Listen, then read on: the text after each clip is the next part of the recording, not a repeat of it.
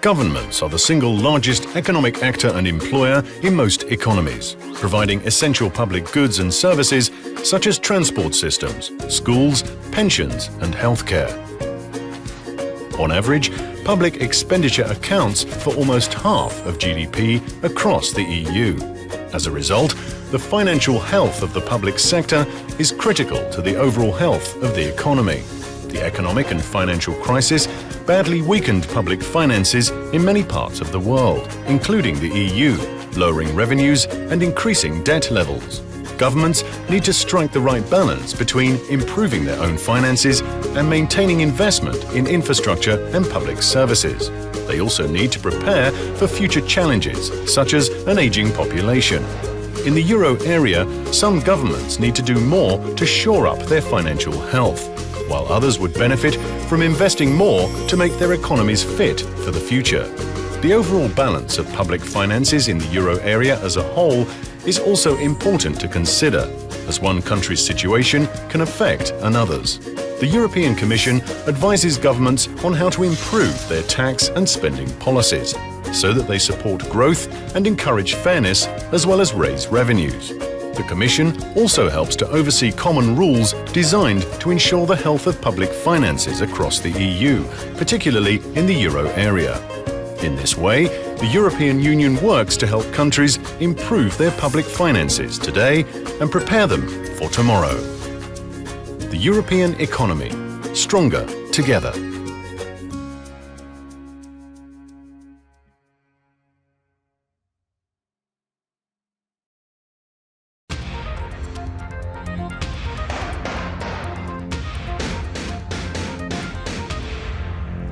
Being financially unstable can affect you in more ways than you think. It can add stress, cause problems with your family, and even cost you your clearance. Fleet and Family Support Centers offer free personal financial management programs to help you become more financially sound. There are plenty of budgeting and financial planning courses and workshops to choose from, and they cover topics like military pay and allowances, establishing and maintaining credit, and setting up a savings plan. For more information on how to avoid financial issues before they start, or to learn how to make your money count, contact your local Fleet and Family Support Center. From the Defense Media Activity, I'm Petty Officer Brandy Wills.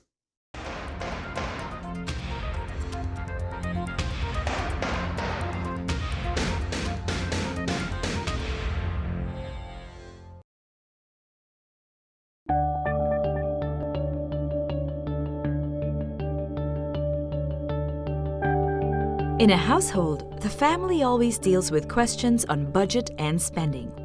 Questions like, what do we need? How do we earn the money? How much do we already have? What do we spend it on? When and where do we buy the things we need? Were we able to buy everything we needed last month? Did we spend our money wisely last year? These questions seem all too common.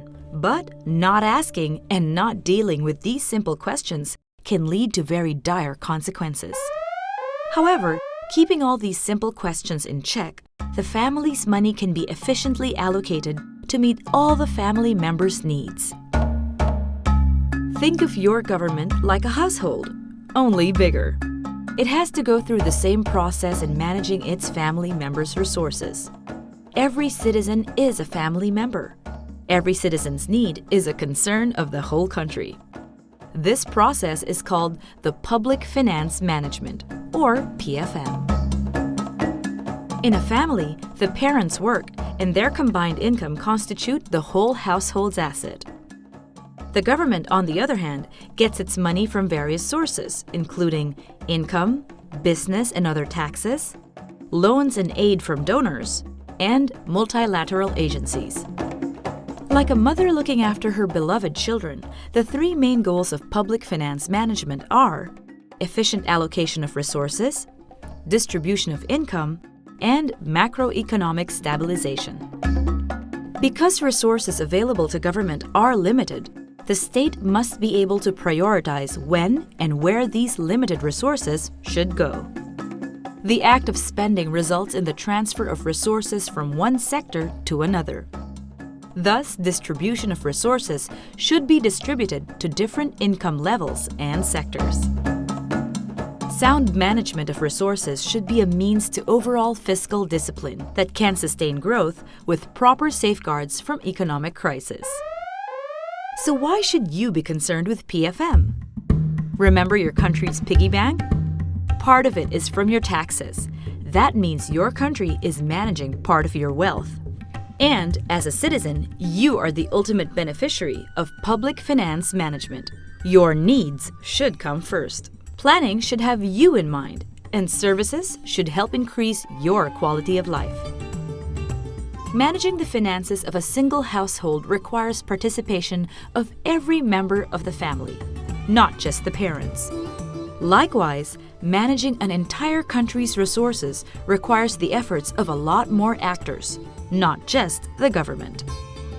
In a household, the financial questions do not end. Once the family analyzed what happened with their resources the previous month or year, new needs arise and new questions follow. In a country, this is called the public finance management cycle.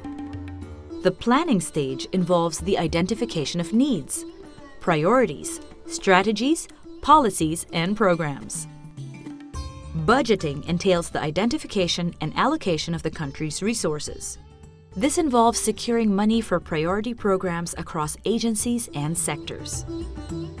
Managing expenditure is the implementation of the budget and is carried out through the fiscal year. This also includes the procurement of goods and services. Performance assessment entails evaluating government spending in relation to priorities and goals set during the planning phase. This stage answers questions of accountability. Like the members of a family working together to maintain the family's resources, you and other citizens have roles to play in the various phases of the PFM cycle. In many instances, the participation of citizens lead to better identification of needs and prioritization of programs. As citizens, monitoring how the government allocates its money allows you to understand and give feedback on which needs are not being sufficiently met.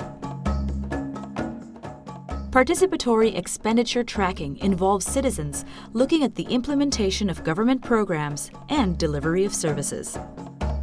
Procurement monitoring, on the other hand, empowers citizen monitors to participate in the bidding and awarding of contracts. Citizen scorecards and participatory audit are two mechanisms that citizens can use to hold government accountable. So, what is the significance of this cycle? In order to ensure social accountability, the link from one stage of the PFM cycle to the next must be sustained. The PFM cycle is not the sole territory of few people. It should be a partnership between citizens and their government. As direct stakeholders of this process, you can help ensure that everyone benefits from every step of the public finance management cycle.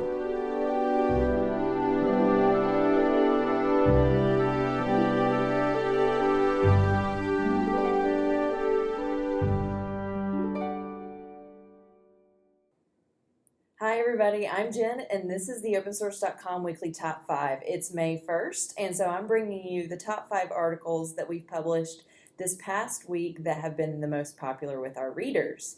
So let's just kick it right off. At number 5 we have What is Open Source? Licensing History and More. Nicole Engard gives us her summary of a talk by Jenna Likens of Red Hat about teaching open source to others. She recently gave this talk at the South Central Consortium for Computing Sciences in Colleges. At number 4, how an open standard API could revolutionize banking. Noelle Peatfield tells us how open bank data will give us the freedom to access all banks in real time and from a single view, automatically calculating the best deals in complete transparency. This could be a significant step forward for social good by giving people more control over their finances. At number 3, the benefits of Radius over LDAP. Nick Owen wants to propose a better authentication protocol than LDAP.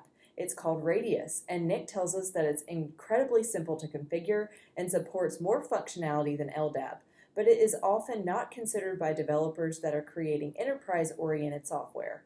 However, it is supported by Cisco, Checkpoint, Netgear, Apache, PAM, every two-factor authentication vendor, every VPN provider, and more. So maybe it's time you learn more about Radius. At number 2, PyCon 2015 Conference Report and Video Roundup. This year's Python conference, called PyCon, was held in Montreal from April 8th through the 16th. That's 9 days of Python goodness. So what did attendees do the whole time? Well, it's broken up into segments. The first 2 days were dedicated to the Tutorials and Language Summit. Then there were 2 days of conference talks. And finally, sprints and working sessions comprised the last 3 days. Pierre Yez-Shibon, a Fedora web application developer, gives us a report and a video roundup of the talks in this article. Finally, at number 1, an open source e-commerce friendly CMS. Like many great open source projects, MicroWeber was born out of a problem. Boris tells us about MicroWeber. It aims to take the complexity out of building a website, online shop, or blog through a combination of drag and drop and real-time WYSIWYG site edits. Check out this flexible CMS on our website. All right, that's it, everybody. Thanks so much for joining me for this quick top 5, and hopefully I will see you again next time.